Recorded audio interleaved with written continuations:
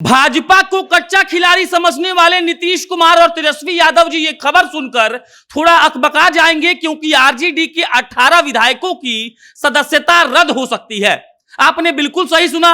पिछले 3 दिनों से लगातार यह कहा जा रहा है कि नीतीश कुमार अपना पाला बदलकर कब आरजेडी की तरफ शिफ्ट हो जाए इसका कोई अंदाजा नहीं है। लेकिन कल रात में एक बहुत भयंकर खबर आई। खबर यह आई कि आरजेडी के 18 विधायकों की सदस्यता रद्द हो जाएगी। अब आप सोच रहे होंगे कि ऐसा कैसे हो गया, इसका भी जवाब आपको बता देते हैं।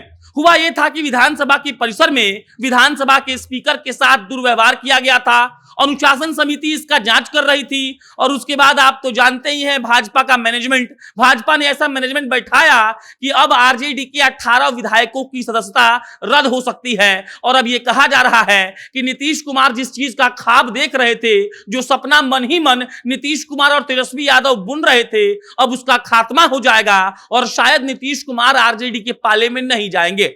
आप इसको ऐसे भी समझ सकते हैं कि देखिए, नीतीश कुमार और तेजस्वी यादव को लेकर यह कहा जा रहा है कि 3 बार रात में गुप्त तौर पर मीटिंग हो चुकी है। लेकिन जब यह खबर निकल कर आती है कि आरजेडी के 18 एमएलए अब एमएलए नहीं रहेंगे, उनको विधानसभा के स्पीकर साहब उनका सदस्यता रद्द कर सकते हैं, तब कहीं ना कहीं इस बात पर सवाल उठने लगता है कि क्या भाजपा अब एकदम सीरियसली एक्टिव हो गई है? क्या अमित शाह दिल्ली से सब कुछ ऑपरेट कर रहे हैं? और अगर आरजेडी के 18 विधायकों की सदस्यता रद्द हो जाती है तो आखिर क्या होगा? क्या वाकई में उसके बाद भी स्कोप बचता है नीतीश कुमार का महागठबंधन के साथ मिलकर सरकार बना लेने का? या फिर अगर आरजेडी के 18 एमएलए नहीं रहेंगे तो नीतीश कुमार चुपचाप एनडीए में बने रहेंगे, भाजपा से दुश्मनी होने के बावजूद सरकार चलती रहेगी? और इसी को लेकर अब लगातार बयानबाजी जारी है। एक तरफ पूरा पटना अभी एमएलए से भरा हुआ है, काहे कि आरजेडी और जदयू का मीटिंग चल रहा है, और दूसरी तरफ यह तलवार लटकी हुई है आरजेडी के 18 एमएलए पर कि उनकी सदस्यता बिहार विधानसभा के स्पीकर कब रद्द कर दे, कुछ भी कहा नहीं जा सकता है। आप समझिएगा इस बात को कि आरजेडी और जदयू मिलकर बिहार में बड़ा राजनीतिक उलटफेर करने की साजिश रच रहे थे। धीरे धीरे भाजपा एक्टिव होती है, शहनवाज हुसैन, नितिन नवीन, रविशंकर प्रसाद को दिल्ली बुलाया जाता है और उसके बाद अब इस पर फैसला लिया जा रहा है कि क्या करना है। कल देर रात को भाजपा के जो उप मुख्यमंत्री हैं तारकिशोर प्रसाद, उनके आवास पर मीटिंग चल रही थी और यह तय किया जा रहा था कि अब क्या करना है। अगर नीतीश कुमार पाला बदलते हैं तो उनका फिर अगला स्टेप क्या होगा और भाजपा इसके लिए क्या करेगी। और बीच रात को यह खबर आती है कि आरजेडी के 18 एमएलए का सदस्यता रद्द हो सकता है। अनुशासन समिति इस बात का जांच कर रही थी कि बिहार विधानसभा के स्पीकर के साथ कौन बदतमीजी किया है, कौन विधायक उनके साथ दुर्व्यवहार किया है। और उसके बाद जब बिहार विधानसभा स्पीकर को वो रिपोर्ट सौंपी गई तो आरजेडी के 18 एमएलए उसमें दोषी पाए गए हैं। और अब जब वो दोषी पाए गए हैं तो विधानसभा के स्पीकर उन पर एक्शन ले सकते हैं और एक्शन के रूप में आरजेडी के 18 एमएलए का जो सदस्यता है वो रद्द हो सकता है।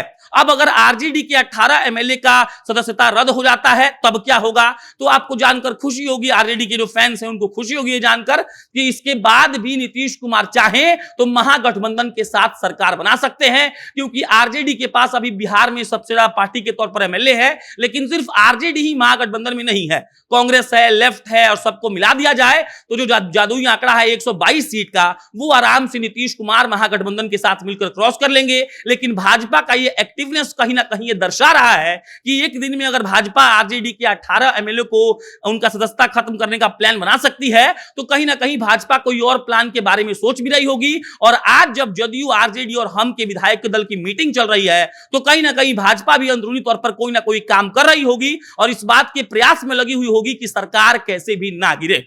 बहरहाल आज का दिन बिहार की राजनीति के लिए बहुत महत्वपूर्ण है। कहा जा रहा है कि नीतीश कुमार पलटी मारेंगे और नीतीश कुमार जब पलटी मारते हैं तो विरोधियों के पास करने के लिए कुछ बचता नहीं है। और नीतीश कुमार पूरी प्लानिंग के साथ, पूरी स्पष्टता के साथ पलटी मारते हैं तो आज के शाम तक मालूम चल जाएगा कि बिहार की सरकार स्थिर है या फिर तेजस्वी यादव की ताजपोशी तय है। बहरहाल आप जनता नेशन देखते रहिए, हम आपको पल पल का अपडेट देते रहेंगे। बहुत बहुत धन्यवाद।